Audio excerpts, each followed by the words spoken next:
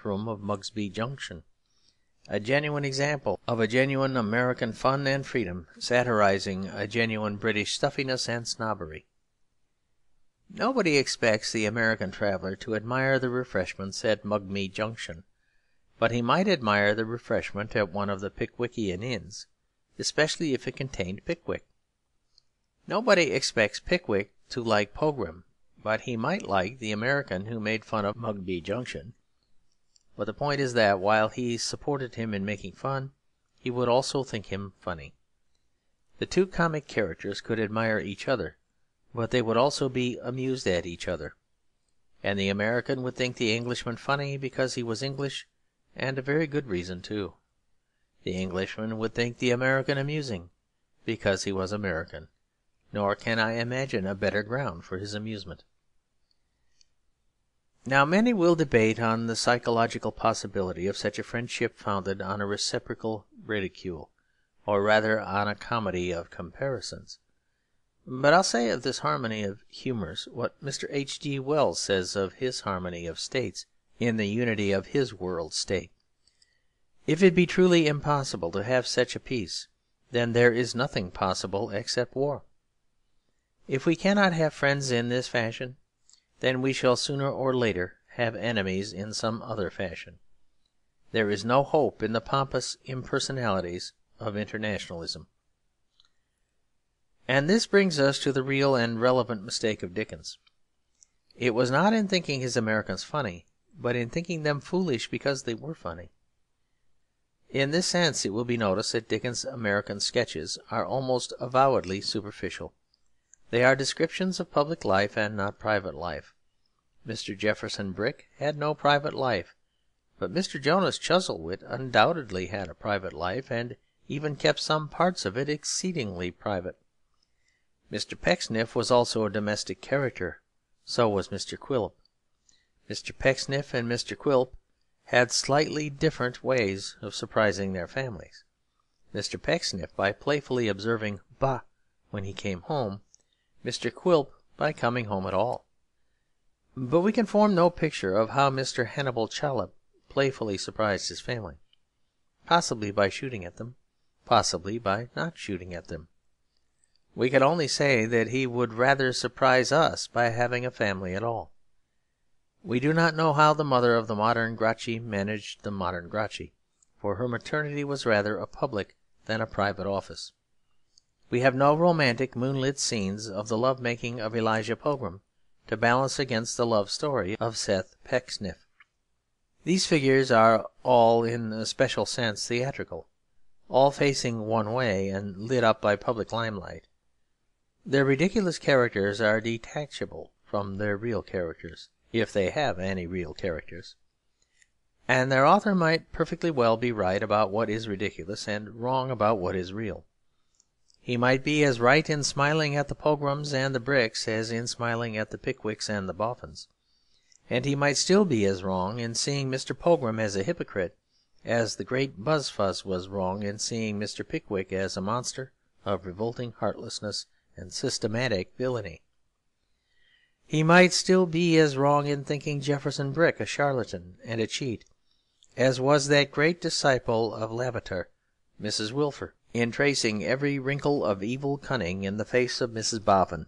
For Mr. Pickwick's spectacles and gaiters, and Mrs. Boffin's bonnets and boudoir, are, after all, superficial jokes, and might be equally well seen whatever we saw beneath them. A man may smile and be a villain, but a man may also make us smile and not be a villain. He may make us smile and not even be a fool.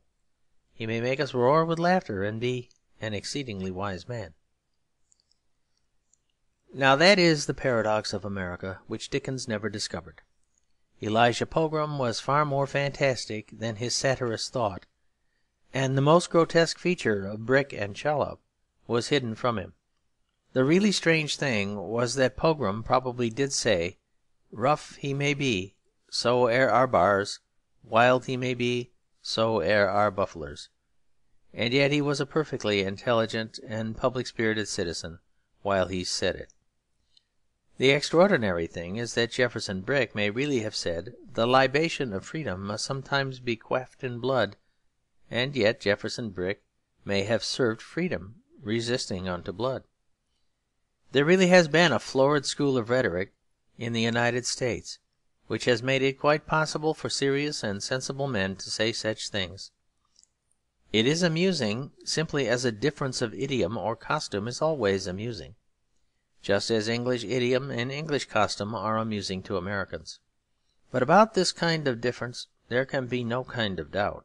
So sturdy, not to say stuffy, a materialist as Ingersoll could say of so shoddy, not to say shady, a financial politician as Blaine, like an armed warrior, like a plumed knight, James G. Blaine strode down the hall of Congress and flung his spear full and true at the shield of every enemy of his country and every traducer of his fair name.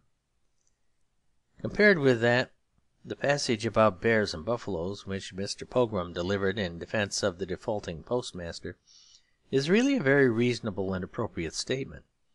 For bears and buffaloes are wild and rough, and in that sense free, while plumed knights do not throw their lances about like the assegis of Zulus.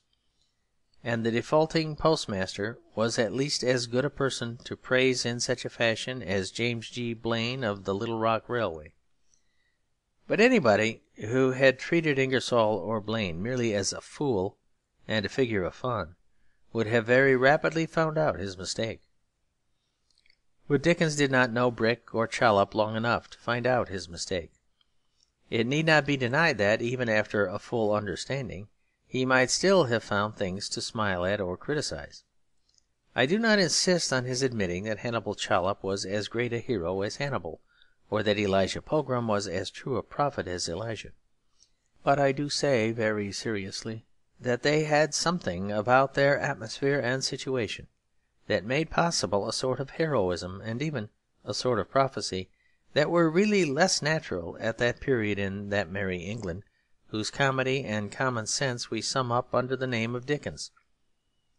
When we joke about the name of Hannibal Chollop, we might remember of what nation was the general who dismissed his defeated soldiers at Appomattox with words which the historian has justly declared to be worthy of Hannibal: "We have fought through this war together. I have done my best for you."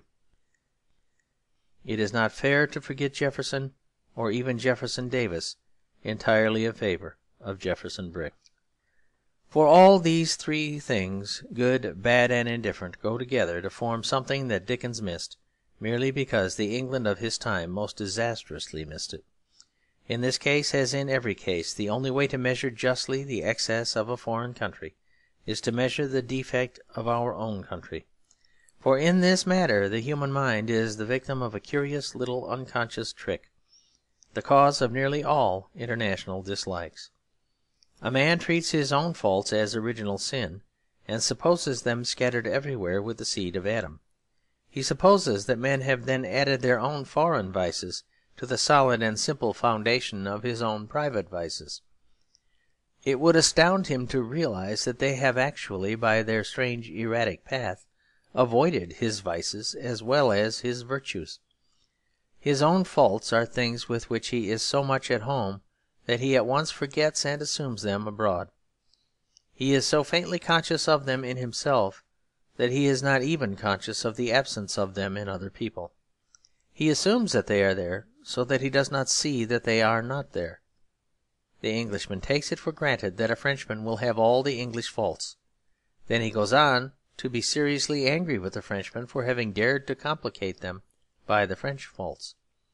The notion that the Frenchman has the French faults and not the English faults is a paradox too wild to cross his mind. He is like an old Chinaman who should laugh at Europeans for wearing ludicrous top hats and curling up their pigtails inside them, because obviously all men have pigtails as all monkeys have tails. Or he is like an old Chinese lady who should justly deride the high-heeled shoes of the West, considering them a needless addition to the sufficiently tight and secure bandaging of the foot. For of course all women bind up their feet, as all women bind up their hair.